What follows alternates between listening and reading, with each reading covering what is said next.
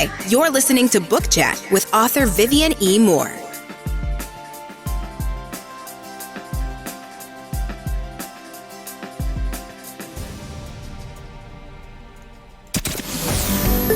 Welcome, everybody, to this week's episode. We really appreciate you joining us. This podcast really shows us how we can all learn, live, and thrive off of each other. By sharing our knowledge through our conversations, we will impart some knowledge whilst learning ourselves how to progress even further. Here is your host.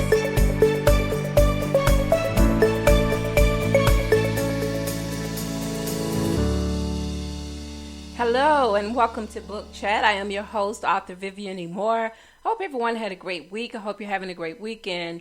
I don't want to hold you for too long today, so, after checking in with you, making sure everybody's good, I hope you are, we're going to move right on to the show. All right, so the title of today's show is, Can You Feel It? And the topic is how writing comforts the spirit. Writing, much like laughter, often soothes away the stress of life. And I can testify to this because I know how words from the Holy Bible comforts. No matter what issues one might experience, they can always find scripture to ease the spirit. But not only in that sacred book do we find comfort and peace, but also a written guide that directs our paths for understanding how words comfort the spirit. In many ways, the written word can develop and distress those burdened with life itself, and it covers all manner of situations that aid in the relaxation of the body, mind, and spirit. As humans, we crave outlets that can release us from a wide range of troubling thoughts and issues that introduce meditative formulas designed to ease discomfort and identify the cause and also the cure. Poetry is another example of how deep emotions are expressed through words and often used as an outreach for those unable to articulate their feelings.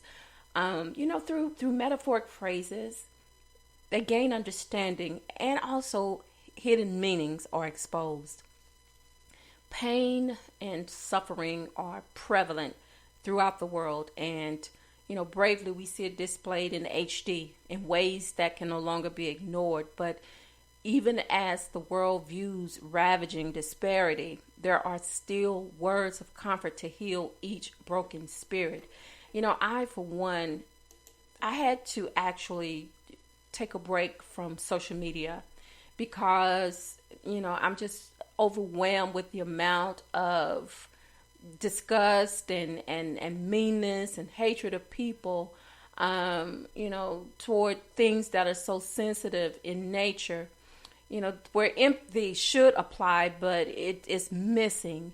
And it makes you wonder what is wrong with society when they can just brush off pain and suffering as if, it means nothing to them anyway. And then I see the ones where, people are so empathetic, they're so caring. And when they try to express this, through images and through words of support, they're faced with all types of angry slurs and things of that nature. So, I just had to take a break from social media for a while because, that threatened to crush my spirit, just seeing all of that and just so aware of what's going on in the world today to where it just sickens my stomach to see all of these things. And it's not new, but now it's pushed to the forefront because everything is made visible now through social media. There are cameras everywhere. Everyone have smartphones and things of that nature. So as these events happen, they click pictures of them and they share them. And which is good because, if they were not doing all of those things, we would never know what's going on, outside of our little bubble. And that was another reason why I wanted to do the show today. And I wanted to name it, give it the title that I did because it's so necessary. It's so important to know that even though there are things that's going on in this world, there are still ways to be comforted, through words. And, I felt as though I wasn't preaching because I mentioned the Bible, but that's a book also. It's a best-selling book, and that's what this show is about, Book Chat. So, I'm thankful that I have that resource as a guide, to minister. I'm not a minister by any means, but I'm still able to talk about it, to speak on it, to share it, because in times like these, we need a word. We do. We need a word.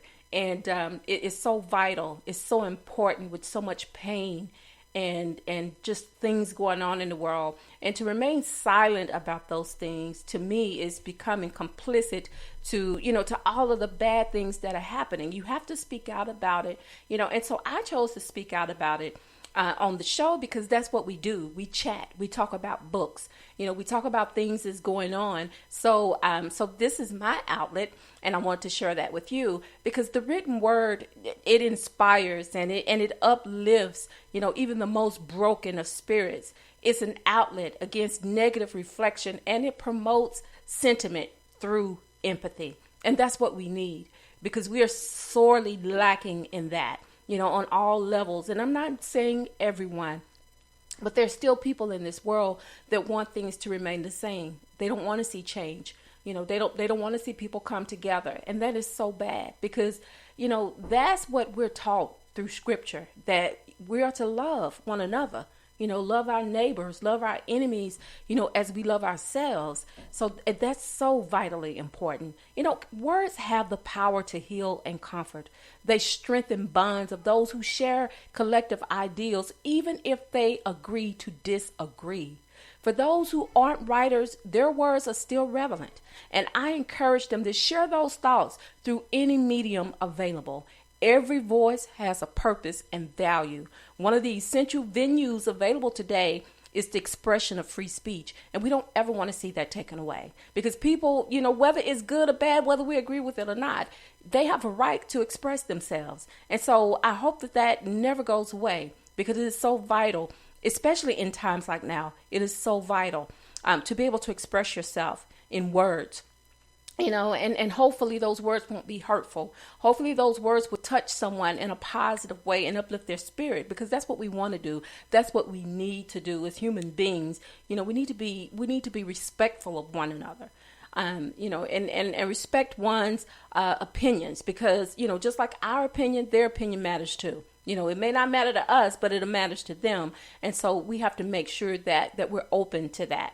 So be encouraged to lift your voices and be heard without fear of condemnation and retribution. Speak your truth and inspire others to do the same. All right, folks, so that's all I have for you today. But before I let you go, I want to make sure that I give you these URLs because that's equally important, because I love when you download these episodes and that shows me that you're listening. So that inspires me to continue onward. So anyway, the first one is through Spreaker, and it is https://www.spreaker.com/user/author Vivian Moore. You can also reach me on all social media. You can reach me on Facebook, and that is fb.me/Vivian E. Moore author. And that's the easiest way to find me on Facebook. And you can also look for me on Twitter under God's Property 46, and Instagram is God's Property 51. You can also check out my website, and that is at authorvivianemore.com and authorehshepherd.com. You can also check out my blog. Today's episode will be listed out there on my blog site, and that is at https://vivianemore.blogspot.com. And also, if you missed today's live show, you can listen to the recorded episode on iTunes, Spreaker, Apple Podcasts, Spotify, iHeartRadio, Google Podcasts, Castbox, Deezer, Podcast Addict, Podchaser, YouTube, and SoundCloud. So those are all of the places where you can listen to Book Chat each Saturday. And we're moving closer and closer to July, and that is my anniversary of Book Chat, and I'm so excited about it because I would love to reach 10,000 downloads by then, if that's possible. So I want you to help me reach that, if you will. So remember, tomorrow is the first Sunday, so it's Communion Sunday, and I know a lot of churches are still not physically within the building. So, but we're still practicing communion at home. So if you have your grape juice and if you have your crackers there, then you're good to go. And invite your neighbors to listen in on those messages that are going to be shared tomorrow. And make sure you invite your family members to listen in, and also let children listen in, because that is so vitally important, especially with everything that's going on in the world today. And it may be scary to the kids, if they're allowed to visit social media, or just by watching television, and maybe sometimes the news comes on, and kids they see that, and they may not understand all of the things that are going on in the world. So, it may be a good idea to let them listen in too. As a matter of fact, I know it's a great idea to let those kids listen in on those messages that are being shared. They may not understand every single word, but I'm pretty sure they'll get most of them. So, include them too. And remember to tell someone that you love them, because tomorrow is not promised. Today may be the only chance you get to say that. So I love you. I hope you love me back. Until the next time you hear my voice, God bless you and goodbye.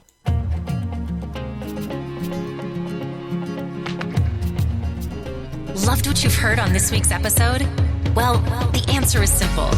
It would mean the world to us if you could head over to iTunes and leave us a 5-star review and feedback. Spreading the word really is the best way to grow our podcast and achieve even greater things. Thank you.